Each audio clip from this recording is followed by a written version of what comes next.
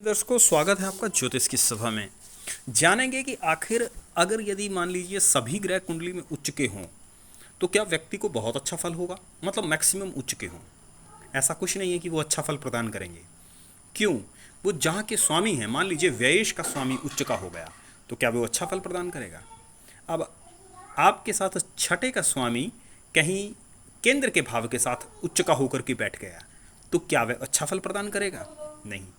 तो ऐसा नहीं है कि हम गणना को इतनी सहजता से लें कि उसको प्रिडिक्ट कर दें कि इसकी कुंडली के अंदर तो बहुत सारे ग्रह उच्च के हैं और वो बहुत अच्छा राजयोग बनेगा। ऐसा नहीं होता है। और कुछ ग्रह व्यक्ति के बल्कि नीच भंग राजयोग भी पाए जाते हैं।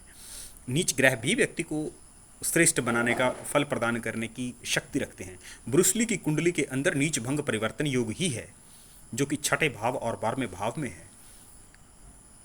आईपीएस भारत की पहली महिला किरण बेदी, उनकी कुंडली में भी वही है। तो ऐसा नहीं है कि उच्च ग्रहों से व्यक्ति बड़ा विशेष हो जाता है, या जिसकी कुंडली के अंदर नीच ग्रह पाए जाएं, जिसकी कुंडली में बहुत उच्च के ग्रह पाए जाएं वो बहुत अच्छा होता है। भगवान राम की कुंडली के अंदर बहुत सारे ग्रह उच्च के हैं, लेकिन भगवान का दर्जा तो हमने दिया है, वो तो है ही। गज केसरी उनके लगन में है, उनका करेक्टर महिमा है अद्भुत राम की, 2 अक्षर के नाम की। लेकिन अब संसारिक नज़र से अगर देखा जाए तो उनको सक्सेस नहीं कहेंगे। संसारिक नज़र से राजका के घर में जन्म होकर भी वो वनवासी रहे। बचपन में उनके गुरु विश्वामित्र ले गए थे और बाद में उन्हें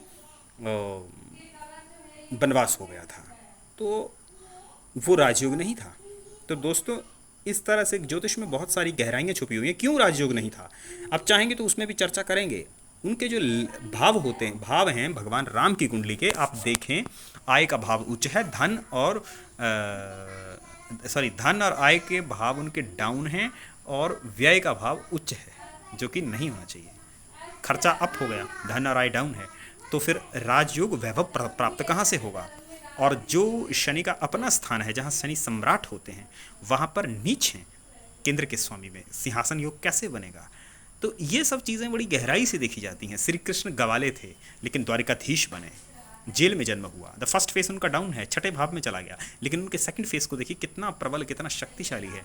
जीवन में उनकी कितनी सफलताएं और आसमान उन्होंने छुए। वो राजयोग था। सारे ग्रह उच्च नहीं थे, सारे ग्रह स्टार नहीं थे, जबकि भगवान ग्राम के सारे ग्रह स्टार थे। तो कुंडली के अंदर बहुत सारी गहराई को देखकर हमें विवेचना करनी होती है।